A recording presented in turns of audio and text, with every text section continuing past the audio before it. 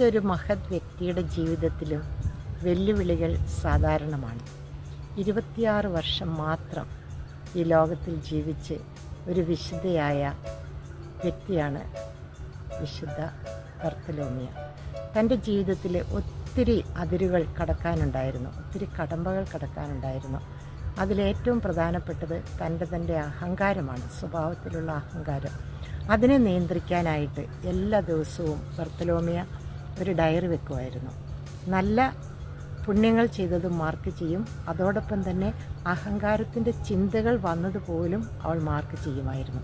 അങ്ങനെയാണ് അഹങ്കാരത്തെ അവൾ അതിജീവിച്ചത്. ഒരു സംഭവം ഇങ്ങനെയാണ്. അടുത്ത വീട്ടിൽ സ്വന്തം അപ്പനും മകനും കൂടി വഴക്ക് കൂടുന്നു, കത്തിയൊക്കെ കയ്യിൽ പിടിച്ച് വെട്ടാൻ പോകുന്നു. ആ സമയത്ത് ജനങ്ങളെല്ലാം നോക്കി നിൽക്കുന്നു. പക്ഷേ ബർത്തലോമിയ എന്ന പെൺകുട്ടി ആരെയും ശ്രദ്ധിക്കാതെ ഓടി അവിടെ ചെന്ന് ആ കത്തി പിടിച്ച് മേടിച്ച് ആ കുടുംബത്തെ രമ്യതലാക്കി. വേറൊരു സംഭവം, തൻ്റെ പിതാവ് മദ്യപാനിയാണെന്ന് നമുക്കെല്ലാവർക്കും അറിയാവുന്നതാണ്. ഒത്തിരി വൈകിട്ടും അപ്പൻ വീട്ടിലെത്താതായപ്പോൾ ബർത്തലോമിയ അപ്പനുള്ള സ്ഥലത്തേക്ക് നടന്നു നീങ്ങി. അവിടെ ചെന്നപ്പോൾ മദ്യപിച്ച് കൂട്ടുകാരുമായിട്ട് ചീട്ട് കളിക്കുന്ന പിതാവിനെയാണ് അവൾ കാണുന്നത്. ഒരു ഭാവമാറ്റവുമില്ലാതെ ഒരു കസേര അപ്പൻ്റെ അടുത്ത് വലിച്ചിട്ട് ആ കളി തീരുന്നത് വരെ ശാന്തമായി അവൾ അവിടെ ഇരുന്നു.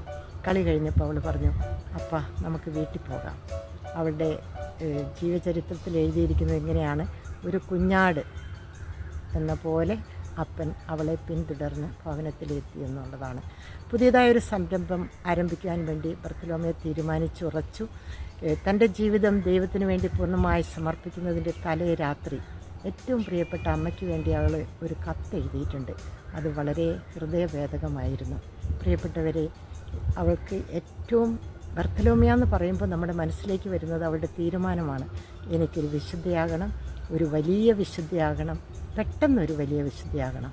ആ തീരുമാനത്തിൽ അവൾ എത്തിച്ചേർന്നു എന്നുള്ളതാണ് നമുക്ക് പറയാൻ സാധിക്കുക. 26 വയസ്സുകൊണ്ട്, 26 വർഷത്തെ ജീവിതം കൊണ്ട് ഒരു വലിയ വിശുദ്ധിയായി തീർന്നു ബർത്തലോമിയ. നമുക്കും ഒരു വിശുദ്ധയാകാൻ സാധിക്കും. അതിന് വിശുദ്ധ ബർത്തലോമിയ നമ്മെ അനുഗ്രഹിക്കട്ടെ.